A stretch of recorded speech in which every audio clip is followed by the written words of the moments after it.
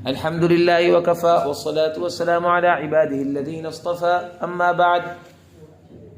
یہ جی ہم نے گزشتہ سبق میں القول فی الممدود والمحموز علی سبیل لیس بالمرموز یہ شعر پڑھے تھے، اور مد کے سلسلے میں مد منفصل کا اختلاف آپ کے سامنے بیان ہوا تھا، اور اسی طرح مد بدل کا اختلاف بیان ہوا تھا، اور مد لین کا اختلاف آپ کے سامنے بیان ہوا تھا. اور وہاں یہ بات بھی آئی تھی کہ مد متصل کا اختلاف کہاں ہے، وہ ذکر نہیں ہوا.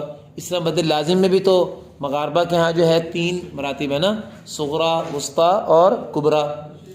تو اب مد متصل اس کا سرے سے اختلاف نے بیان کیا، اور مد لازم یہ دونوں ایک درجے میں ہوتے ہیں نا. مد متصل اور مد لازم دونوں مد واجب ہیں، کیونکہ دونوں میں قصر جائز نہیں ہے.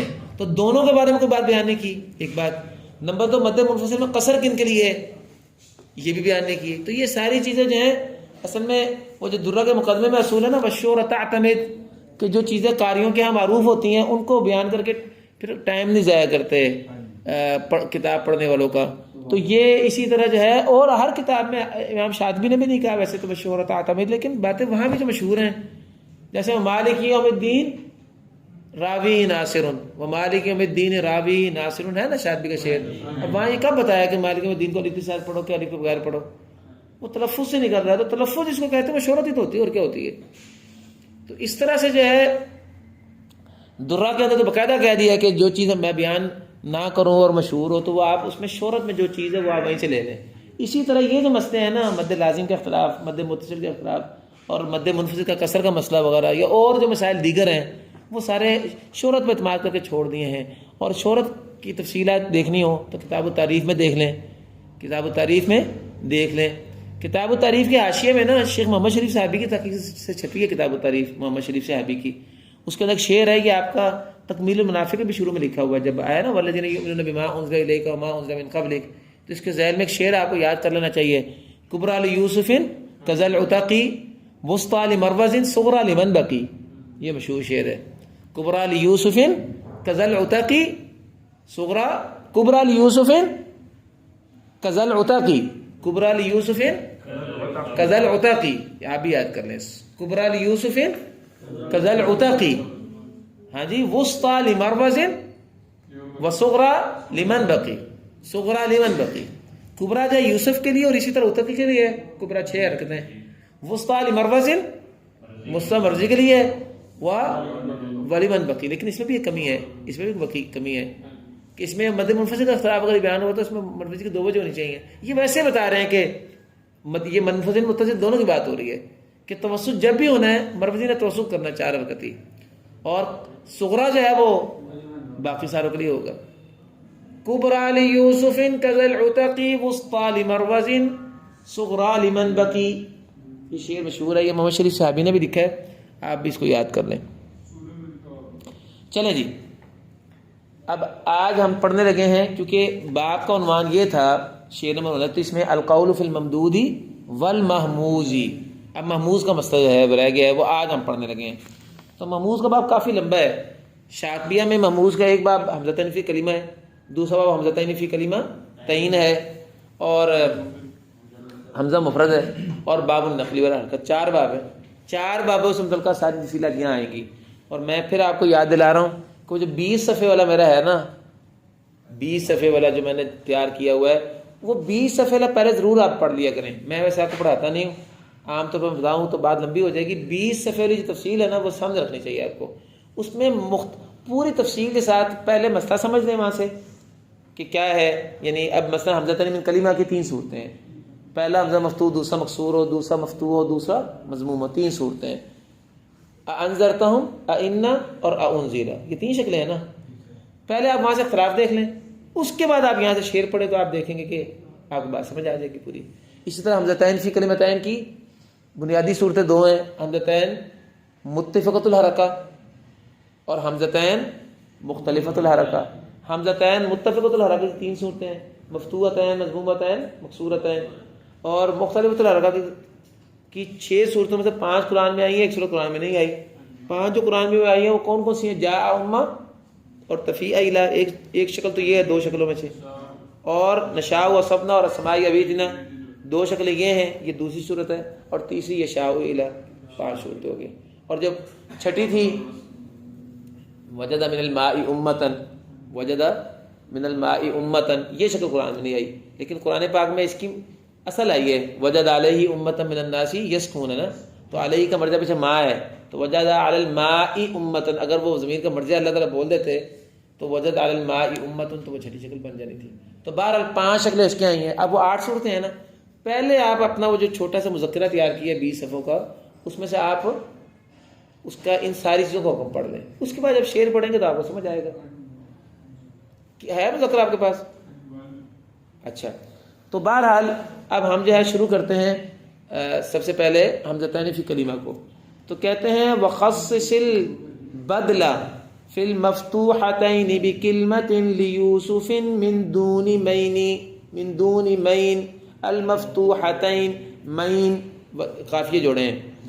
آپ بدل سے مراد ہے ابدال، اور یہ تکمیل المنافع اگر آپ کبھی دیکھیں نا، آپ اسے فائدہ نہیں اٹھاتے۔ تکمیل المنافع میں جب مسئلہ بیان کرتا ہے تو وہ عبارت لاتا ہی تفصیل کی ضرورت سے ہے۔ اگر آپ کبھی دیکھیں تفصیل، اشعار لکھے ہوتے ہیں، وہ نہیں اشعار نہیں لکھے ہوتے، وہ کلمہ لکھ کے شعر لکھتا، بس آگے عبارت لکھتا ہی نہیں ہے وہ۔ اگر آپ نوٹ کریں، تکمیل المنافع میں مسئلہ لکھتا ہے، آنظر تو مسئلہ کھولیں آپ، اگر ابھی ہے تو کھول کے دیکھ لیں، اس کے آگے اس نے یہ شعر لکھ دینا ہے وخصص البدل فی المفتوحتین بکلمۃ لیوسف من دون مین، اس کا جو محل شاہد ہوتا ہے نا شعر کا حصہ، وہ لکھ دیتا ہے تکمیل المنافع والا۔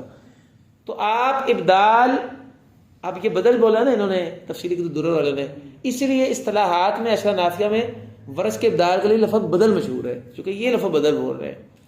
تو وخصص البدل فی المفتوحتین بکلمۃ، اور دونوں حمزے جو ہیں الیدو اور انذرتہم، اس میں ورث کے لیے خاص وجہ جو ہے وہ مد بدل میں ابدال خاص کیجئے ابدال کو مفتوحتین میں بکلمۃ، ایک کلمہ میں جب دونوں حمزے آئیں۔ یہ آپ دیکھ رہے ہیں نمبر 13 لگا ہوا اس کے آگے، لگا ہوا نا اس کے اوپر، یہ کیا چیز ہے؟ یہ میں نے آپ کو پہلے بتایا تھا کہ اصل میں یہ حاشیے ہیں، اس میں کچھ تفصیلات کچھ وضاحتیں حاشیے موجود ہے، وہ آپ کی کتاب میں شامل نہیں ہے، وہ آخر میں حاشیے لگے ہوئے ہیں۔ تو بہرحال یوسف کے لیے، یوسف اس کا نام ہے ازرق کا، ان کے لیے آپ ابدال کریں مفتوحتین میں من دونی مین، مین کہتے ہیں شک کو، من دونی مین، یہ مین کا لفظ آگے بار بار آئے گا، بغیر شک کے، یعنی انزلہ اور آئینہ والی شکل میں ابدال نہ ہوگا مراد یہ۔ تو اب مطلب کیا ہوا؟ مفتوحتین میں ابدال اضافی ہے، باقی تینوں میں تفصیل ہوتی ہے، اور آپ کو اختلاف زبانی میں تھوڑا سا یاد دلاؤں تو اس میں کیا اختلاف تھا؟ حمزتین مفتوحتین میں تسہیل بدون ادخال ہے ورث پورے کی، انذرتہم اور آئینہ والی شکل میں، اور حرمی جو تینوں ان کے لیے تسہیل مال ادخال ہے، تینوں کس کے لیے؟ آئینہ اور انذرتہم کی شکل میں۔ انزلہ میں تھوڑی تفصیل ہے، انزلہ میں تھوڑی سی تفصیل ابھی یہاں بھی آ رہی ہے اور آپ کو مذکرے میں بھی ہوگی، لیکن مفتوحتین اور آئینہ والی شکل میں جو ہے تسہیل بغیر ادخال مصری کے لیے اور تسہیل مال ادخال حرمی کے لیے۔ مصری کون ہے؟ ورش، اور حرمی کون ہے؟ باقی تینوں۔ چلیں، وقبل غیر ضمۃ قد ادخل، اب یہ جو ہے ضمہ سے پہلے کی بات کر رہا ہے، کہتا ہے اور ضمہ سے پہلے، وقبل ضمہ کے علاوہ میں، ضمہ کے علاوہ میں آپ ادخال کریں، یعنی انذرتہم اور آئینہ والی شکل میں، انذرتہم اور آئینہ والی شکل میں، میں نے بھی فرق کیا ہے نا، انزلہ کو ذرا چھوڑ دیں، ان دونوں شکلوں میں آپ تحقیق قد ادخل، یہ علی فضل شریکہ، آپ ادخال تحقیق ادخال کیا حرمیہم، ان قاریوں کے حرمیوں نے، ان قاریوں کے حرمیوں نے، فی ذسنتین، فی ذسنتین، اثنتین یعنی دو حمزوں کے درمیان، حمزہ مؤنث ہے نا، فی ذسنتین، دو حمزوں والے کلمے میں، ذسنتین کا معنی یہ ہوگا دو کلموں والے حمزہ، دو حمزوں والے کلمہ میں، فیفصل، تاکہ ان میں فاصلہ ڈال دیا جائے، یہ وزن شعری ہے، فیصل ہے، فیصل ہے، چلو فیصل کا معنی بھی وہی ہے، تاکہ ایک فاصل آ جائے۔ حمزہ یہ الادخال کیوں داخل کرتے ہیں کہ حمزتین، حمزہ کا مخرج سب سے دور ہے تمام مخارج سے، اور اس میں ثقل ہے، اس ثقل کو دور کرنے کے لیے محموز کے قواعد ہیں نا، اس ثقل کو دور کرنے کا ایک طریقہ یہ بھی ہے کہ دو حمزوں میں ثقل ڈبل ہوتا ہے، تو اس کا ثقل دور کرنے کے لیے امام کلیم ڈال دو تاکہ ثقل تقسیم میں آ جائے، اس میں بانٹ پڑ جائے۔ تو اس اعتبار سے کہہ رہے ہیں کہ جو ضمہ کے علاوہ حمزتین ہے نا، یعنی وہ کیا شکل ہوئی؟ انذرتہم اور آئنہ والی شکل. ان دونوں میں ہرمی جو ہیں انہوں نے دو حمزے والے کلمہ میں ادخال کیا ہے. فیصلہ وزن شرعی ہے، فاصل بناتے ہوئے، فرق ڈالتے ہوئے، فیصلہ فرق ڈالتے ہوئے. چلو جی، ہرمی ابھی میں نے آپ کو پہلے بتا دیا تھا نا، پہلے بتا دیا کہ انذرتہم میں ورش کے لیے ازرق کے لیے خاص چیز کیا ہے؟ ابدال. اور جو باقی تینوں صورتوں میں مصریوں کے لیے کیا ہے؟ تسہیل بغیر ادخال، اور ہرمیوں کے لیے کیا ہے؟ تسہیل مال ادخال. یعنی ادخال تو کنفرم ہوتی ہے، بیان ہی نہیں کر رہے. ادخال کی بات ہرمیوں کے لیے، تو جس سے کیا پتہ چلا؟ جس سے کیا پتہ چلا کہ مصری کے لیے عدم ادخال ہے، مصری کے لیے عدم ادخال ہے، اور ہرمی کے لیے ادخال ہے. چلو اچھا جی، اب مسئلہ رہ گیا ضمے والے کا. وقبلها اسحاق والمفسر وقد وفت بالمروزی الدرر. اور اس سے پہلے، کس سے پہلے جی؟ ضمہ والی شکل سے پہلے. اور اس کی قرآن میں تین ہی مثالیں بیٹا، انزل، القی، انبئکم. یہ تین مثالیں. اور ایک چوتھی مثال قرأت نافع میں ہے، اس لیے ہمیں وہ چوتھی مثال بھی یہاں کہنی پڑے گی، چونکہ قرأت نافع ہی کی جو تفسیر ہو رہی ہے جو ہے اس میں الطرق العشر نافع میں، تو وہ کلمہ ہے اشہدوا خلقہم. سورہ زخرف میں ہے نا، اشہدوا خلقہم ستکتب شہادتہم ویسألون. یہ ہمارے حفظ کی قرأت میں تو یہی ہے نا. نافع کی قرأت ہے اشہدوا خلقہم، اشہدوا خلقہم. ٹھیک ہے بیٹا؟ تو یہ کتنے کلمے ہو گئے پھر؟ چار. تو ان چار کلمات میں وقبلہا، ہا کا مرجع غیر ضمہ، ضمہ آیا تھا نا اوپر، اور ضمہ سے پہلے اگر حمزہ آ جائے، یعنی دوسرا حمزہ مضموم ہو اور پہلا حمزہ مفتوحی ہوتا ہے، یہ حمزہ تنفی کلمہ کا، تو اس صورت میں اسحاق اور مفسر نے صرف ادخال کیا ہے. مفسر کون ہے؟ ابن فرح، مشہور اس کا نام ابن شرح، ابن فرح المفسر، کیونکہ مفسر قرآن ہے یہ ابن فرح. باقاعدہ اس کی تفسیر بھی ہے تفسیر ہے، باقاعدہ بڑا عالم ہے تفسیر کا. جیسے ابن سعدان نحو کا بڑا عالم ہے، تو ابن فرح جو ہے یہ تفسیر کا بڑا عالم ہے. چلو تو بھائی صاحب کیا بات سمجھ آئی کہ انذرتہم اور آئنہ والی شکل میں ادخال تینوں نہیں کرتے ہیں، جبکہ ضمہ والی شکل میں، انزلہ والی شکل میں ادخال صرف اسحاق مسیبی پورے نے اور ابن فرح نے کی. ابن فرح جعفری کا ہے نا، تو ابو زارع جو ہے وہ نہیں کرتا. اور ادھر سے قلون بھی ادخال نہیں کرے گا، قلون بھی ادخال نہیں کرے گا، اگرچہ ایک تفصیل بھی آ رہی ہے قلون کے والے سے. اور ورش ہے وہ تو ادخال کرتا ہی نہیں، وہ تو پہلے آ گیا پورا. قانون میں سے رہ گئے مروزی جی، قانون میں سے رہ گئے مروزی. کہتے ہیں وقد وفت بالمروزی الدرر، یہ ہے نا وقبلها اسحاق والمفسر وقد وفت بالمروزی الدرر.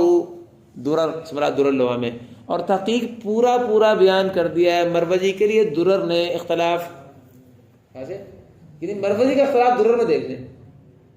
وقد وفت وفا سے ہے، اور تحقیق پورا پیش کر دیا ہے.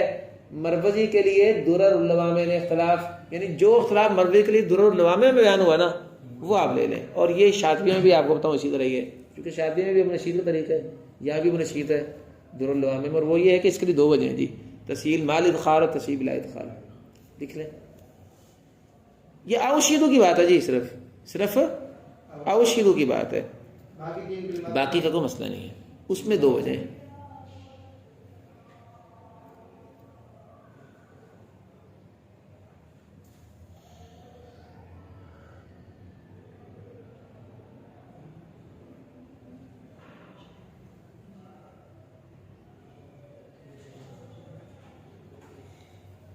اس کا مسئلہ ہے جی، بات ہے مروزی کے لیے. ہاں بس. اور باقی جو تین کلمات ہیں نا جی، اس میں ایک ہی وجہ ہے اس کی. دونوں لوامے میں بھی اس طرح، شاطبی میں بھی اس طرح ہے.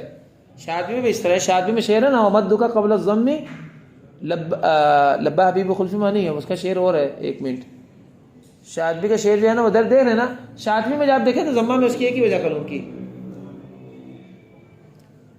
ضمہ میں ابو عامر اور ہشام کی دو وجہ ہیں، اور کسرہ میں صرف ہشام کی دو وجہ ہیں. خلف میں ادخال کی بات کر رہے ہیں شاطبی میں، اور ضمہ میں ہشام اور ابو عمر دونوں کی دو وجہ ہیں، ادخال عدم ادخال. قانون کے لیے تینوں صورتوں میں کیا ہے؟ ایک ہی وجہ ہے، صرف ادخال، سوائے اوشیدو مسئلے کے. وہ جو خاص کلمہ اضافہ ہوا نا 3 کلموں سے چوتھا کلمہ، اس میں 2 وجہ ہیں. تو یہ درر العوامہ میں تفصیل ہے. تو یہ معنی وقد وفت بالدرر بالمروزی الدرر. ٹھیک ہے، چلیں آگے. ہمارا حمزتین فی کلمہ کا باب ختم ہو گیا، لیکن اس میں اب کچھ ایسے کلمے جو کہ جس میں استثنائی احکامات ہے. قاعدہ یہی ہے. اچھا تینوں میں آپ ایک بات دیکھیں، تسہیل کی وضاحت نہیں کی، صرف اتنی وضاحت کر دی کہ مصری ادمی ادخال کرتے ہیں، حرمی ادخال کرتے ہیں، یا انزل علیہ شکل میں بتا دیا کہ اسحاق اور مفسر ادخال کرتے ہیں اور باقی ادمی ادخال کرتے ہیں. باقی تسہیل کی بات نہیں کی، وہ شہرت کی وجہ سے چھوڑ دی. شہرت یہ ہے کہ نافع کے لیے آئی تسہیل، اور یہ کتاب التعریف والا سے بھی، الدر العوامہ سے بھی، ساری کتابوں سے پتہ چل رہا ہے کہ اس کی ہوتی تسہیل ہے. تو بس تسہیل میں سے ادخال یہ کرتے ہیں، عدم ادخال یہ کرتے ہیں. چلو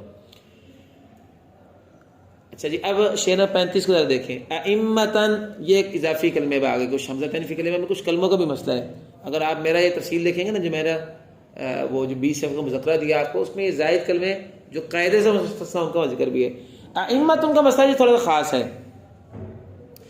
وہ یہ ہے کہ ائمتن میں جو پہلے 2 قاری ہیں نا، اسحاق المسیبی پورا، اور اس کے بعد ابن فرح المفسر، یہ ادخال کرتے ہیں. حالانکہ ائمہ جو ہے حمزہ دوسرا سے مکسور ہو تو کیا ہوتا ہے، حرمی پورے ادخال کرتے ہیں. صرف مسئلہ تو تھا نا دوسرا کا مضموم ہو تو اس میں اسحاق مسیبی اور ابن فرح ادخال کرتے تھے. ائمتن باوجود اس کے کہ یہ انزلہ کی شکل سے نہیں ہے، اس کا اختلاف پھر بھی ادخال میں وہی ہے جو کہ انزلہ کا ہے. ٹھیک ہے جی. گویا قالون اور ابو الزعراء اور اس طرح سے پہلے ہی ہے، ان کے لیے جو ہے وہ تسہیل بغیر ادخالی ہے. تسہیل بغیر ادخالی ہے. ذرا دیکھیں ترجمہ. ائمۃ للاولین، ائمۃ للاولین. ٹھیک ہے جی. ائمۃ للاولین واضح ہو گیا ترجمہ. ائمہ میں بات میں سے ادخال کی جلتی آ رہی ہے. پہلے دونوں کے لیے، وہ پہلے دونوں کون ہیں؟ یہی اسحاق مسیب اور مفسر. ان دونوں کے لیے کیا ہے جی؟ ہاں جی ادخال ہے بس.